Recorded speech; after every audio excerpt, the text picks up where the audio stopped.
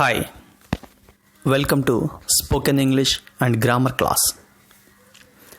Dear students, today let's learn about sentence. What is sentence? Sentence అంటే వాక్యం.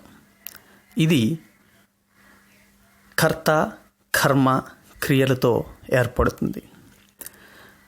తెలుగు భాషలో కర్త, కర్మ, క్రియ ఈ మూడిటిని వరుసగా అమరిస్తే వాక్యం అవుతుంది. కానీ ఇంగ్లీష్ లాంగ్వేజ్లో ఇది కొంత వేరుగా ఉంటుంది. I will explain you, listen very carefully and open your notes and right down. Dear students, I will tell you a group of letters which gives complete meaning is called word. A group of words which gives complete meaning, it's called sentence.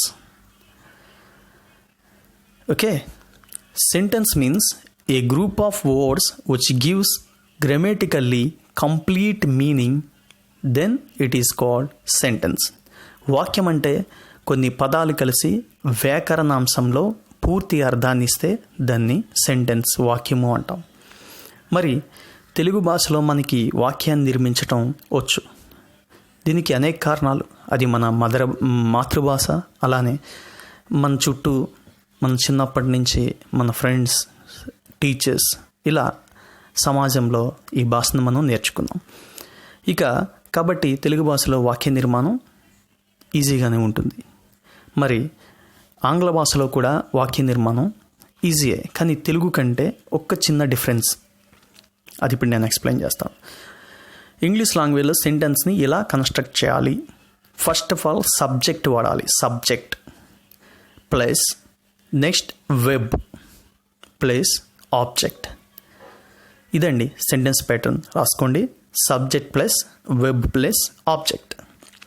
Subject అనగా, subject means subject is nothing but a doer.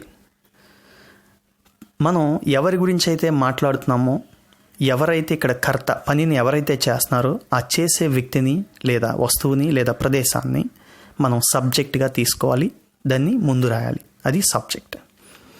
ఇప్పుడు ఉదాహరణకి యువరాజ్ సింగ్ గురించి మాట్లాడతాం. యువరాజ్ సింగ్ 6 బాల్కి 6 సిక్స్లు కొట్టాడు.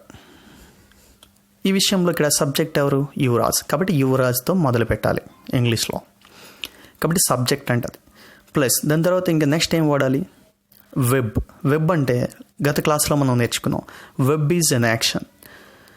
ఈ subject అనే వ్యక్తి ఏ పనినైతే చేశాడో ఆ పనిని మనం ఎక్స్ప్రెస్ చేయాలి. ఇక్కడే తెలుగులో అయితే ఆ పనిని లాస్ట్లో చెప్తాం, కానీ ఇంగ్లీష్లో మాత్రం సెకండ్గా ఉపయోగించాలి. Web is an action. కాబట్టి ఇక్కడ యువరాజ్ సబ్జెక్ట్, దాని తర్వాత అతను చేసిన పని కొట్టాడు. ఏంటి ఇంగ్లీష్లో ఏమంటాం? హిట్. యువరాజ్ హిట్. తర్వాత ఇక్కడ ఆబ్జెక్ట్. ఇక్కడ ఆబ్జెక్ట్గా మనం ఏం చెప్పాలంటే సిక్సెస్. ఈ విధంగా సెంటెన్స్ కన్స్ట్రక్ట్ చేయాలి. Yuvraj hit 6 sixes in a over. ఈ విధంగా మనం సెంటెన్స్ని కన్స్ట్రక్ట్ చేయాలి. వన్స్ అగైన్, సెంటెన్స్ అంటే కొన్ని పదాలు కలిసి పూర్తి అర్థాన్ని ఇస్తే సెంటెన్స్ అంటాం. అది తెలుగులో అయితే కర్త, కర్మ, క్రియ, కానీ ఇంగ్లీష్లో అయితే కర్త, క్రియ, కర్మ. Subject plus verb plus object. Once again, subject అంటే పనిని చేసేవాడు డూయర్, వెబ్ అంటే అతను చేసే పని యాక్షన్, ఆబ్జెక్ట్ అంటే ఫలితాన్ని అనిపించేది receiver. Once again I will tell you. ఉదాహరణకి ఇంకొకటి, నేను అతన్ని తిట్టాను. ఇక్కడ నేను అంటే సబ్జెక్ట్, ఐ. తిట్టడాన్ని స్కోల్డ్, నా చేత తిట్టబడిన వ్యక్తి అతను, హిమ్. I scold him.